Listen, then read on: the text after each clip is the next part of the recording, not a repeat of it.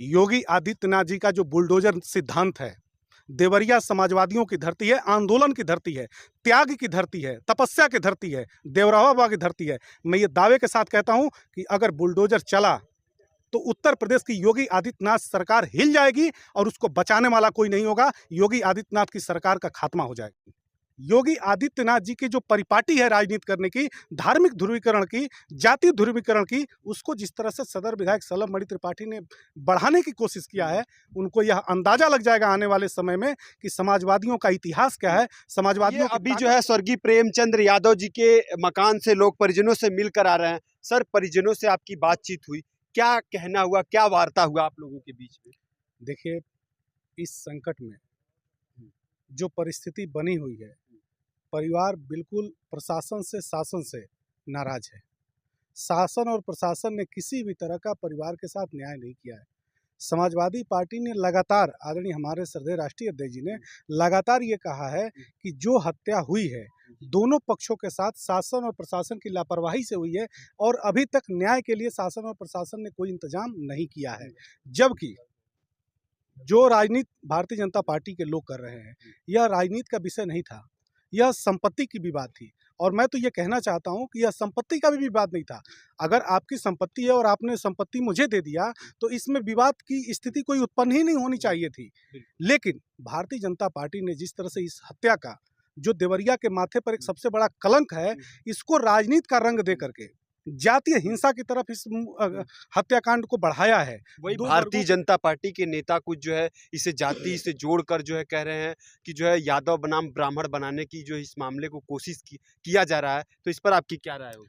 Bharatiya Janata party के महाभ्रष्ट नेता जो जनता द्वारा खारिज हो चुके हैं, आने वाले समय में जिनको जनता नकार देगी, डूबती हुई राजनीतिक जहाज को बचाने के लिए जातीय रंग भारतीय जनता पार्टी के नेताओं ने और सदर विधायक सलभ त्रिपाठी ने दिया है। जबकि सलभ त्रिपाठी यहाँ के रहने वाले नहीं हैं, वो बाहरी जनपद के हैं। उनको देवरिया की राजनीति से कोई सरोकार नहीं है, देवरिया की राजनीति से उनका कोई लेना देना नहीं है। उनको नहीं पता है कि देवरिया की राजनीतिक और सामाजिक पृष्ठभूमि क्या है। आज तक देवरिया में 1952 से लेकर के और 2023 का ये समय चल रहा है, आज तक कभी भी जातीय हिंसा देवरिया में नहीं हुई है। एक बार धार्मिक हिंसा हुई थी, वो भी योगी आदित्यनाथ का नतीजा था। 2006 में नेताजी मुख्यमंत्री थे उत्तर प्रदेश के और श्री कामेश्वर उपाध्याय जी उस क्षेत्र के भाटपरानी के विधायक थे और वो कैबिनेट मिनिस्टर थे।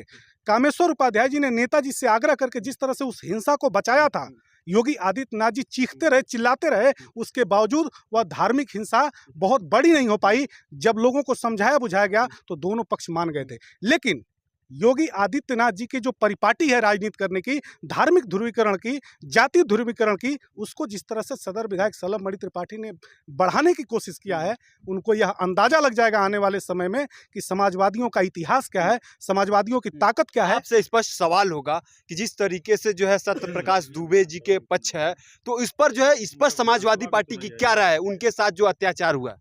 देखिए, हम लोगों ने सदैव 2 तारीख को जब ये घटना हुई, उस दिन हम लोग अहिंसा के पुजारी राष्ट्रपिता गांधी जी की जयंती मना रहे थे।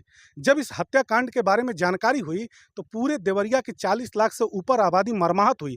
उस मर्माहत होती हुई परिस्थिति को हमारे नेता श्रद्धेय श्री अखिलेश यादव जी ने भांप लिया और उनको ये पता है कि देवरिया समाजवादियों की धरती है। यहाँ की समतामूलक समाज की जो स्थापना हमारे पूर्वजों ने किया है, उनको इस बात का अंदाजा हमेशा रहता है। इसलिए उन्होंने कहा कि दोनों पक्षों को, ये घटना कैसे हुई, क्रिया की प्रतिक्रिया है ये।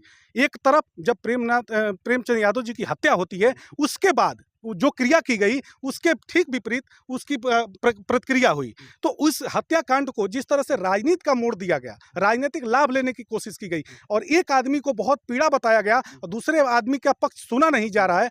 समाजवादी पार्टी दोनों हत्याकांड के पीछे जो तकलीफ है, दर्द है, उसके प्रति सहानुभूति प्रकट करती है, लेकिन एक पक्षीय कार्रवाई को हमेशा समाज के लिए घृणा बताती है। और समाजवादी पार्टी हमेशा शासन और प्रशासन ने जिस तरह से यहाँ पर काम किया है, ये शासन और प्रशासन की लापरवाही है। मुख्यमंत्री के पोर्टल पर जिस तरह से दोनों पक्षों ने निवेदन किया, आग्रह किया कि हमारी सुनवाई की जाए, नहीं सुना शासन और प्रशासन ने। ये मुख्यमंत्री की फेल्योर ने, योगी आदित्यनाथ की फेल्योर। इस तरीके से बुलडोजर चलने की बात हो रही है, लोगों के बीच में एक जो है भ्रम सा फैला है कि आगे की क्या कार्रवाई होने वाली है, तो इस बुलडोजर के कार्रवाई को लेकर आप कैसे जो है, आपका क्या बयान होगा? योगी आदित्यनाथ जी का जो बुलडोजर सिद्धांत है, देवरिया समाजवादियों की धरती है, आंदोलन की धरती है, त्याग की धरती है, तपस्या की धरती है, देवरावा की धरती है। मैं ये दावे के साथ कहता हूं कि अगर बुलडोजर चला तो उत्तर प्रदेश की योगी आदित्यनाथ सरकार हिल जाएगी और उसको बचाने वाला कोई नहीं होगा। योगी आदित्यनाथ की सरकार का खात्मा हो जाएगा। ये एक और सवाल होगा, क्योंकि देवरिया के आप एक नेता भी है। मैं जब इस गांव में जो है पूरी तरीके से घूमा, यहाँ पर लोगों के बीच में एक डर का माहौल है, कोई बोलने को तैयार नहीं है। पूरी तरीके से जो है पुलिस जगह जगह जो है एक माहौल जो बना है छावनी का, तो इस पर आपकी क्या राय होगी? देखिए, पुलिस का जो काम है, सरकार का जो काम है, लोगों के बीच में भय बनाने का काम नहीं है, सद्भावना का माहौल रहना चाहिए। जनता को डरा करके, जनता को नाराज करके आप न तो सरकार चला सकते हैं, न प्रशासनिक व्यवस्था को बेहतर कर सकते हैं। और योगी आदित्यनाथ जी और उनकी पुलिस समय रहते अगर काम करती तो इस तरह की हत्याकांड जो हो रहे हैं उत्तर प्रदेश में, कोई भी घटना इस तरह की नहीं होती। लेकिन योगी आदित्यनाथ जी को अच्छे से पता है कि उनकी राजनीति धार्मिक ध्रुवीकरण और जाति ध्रुवीकरण के इर्द गिर्द घूमती है। वह समाज में कभी सद्भावना का संदेश नहीं देते हैं।